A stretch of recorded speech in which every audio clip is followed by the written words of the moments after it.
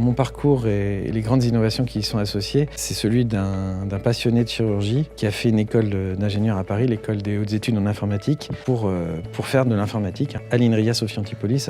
Et c'est là où j'ai rencontré Jacques Maresco et c'est avec lui qu'on a développé la chirurgie assistée par ordinateur.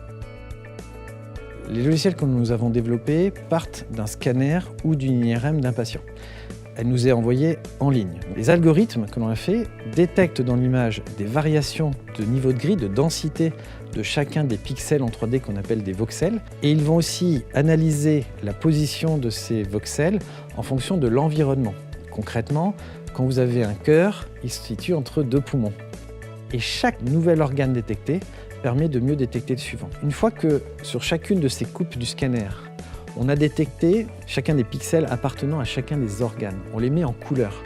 Comme ce sont des coupes, on va les superposer et on va créer autour de chaque organe une sorte de grillage numérique qu'on appelle un maillage. Et ce grillage numérique, ce maillage, va nous permettre d'afficher sa surface sur n'importe quel ordinateur. Donc, grâce à cette conversion de l'image vers un modèle 3D du patient, on va pouvoir préparer et simuler l'opération en posant par exemple virtuellement un clip chirurgical, c'est-à-dire en fait des agrafes qui vont arrêter le flux sanguin.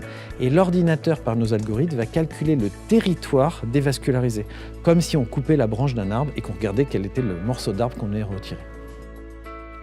Le bénéfice numéro 1, c'est qu'on va avoir demain, quel que soit le chirurgien que l'on aura, la même qualité de soins qui sera une qualité nivelée par le haut. Parce que tout le monde voit finalement très bien l'anatomie personnalisée du patient sans avoir nécessairement la connaissance spécifique des variations présentes, puisqu'on les a devant les yeux.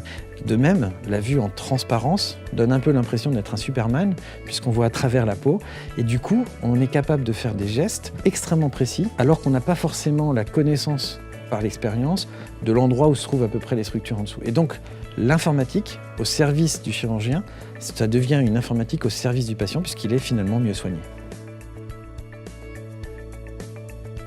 La question de est-ce que la France est bien placée pour l'innovation dans ce domaine de l'innovation de l'informatique, l'intelligence artificielle, tout ça pour la santé, c'est une question qu'on pose très souvent et qui est très souvent perçue comme c'est trop tard, on est dépassé, ça va se passer ailleurs, en Chine, aux États-Unis.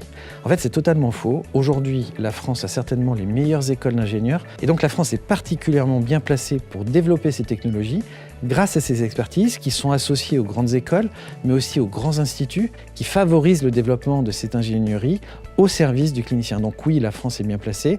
De grandes entreprises aujourd'hui se lancent dans ce domaine, ce qui montre qu'on a vraiment un très gros potentiel en France.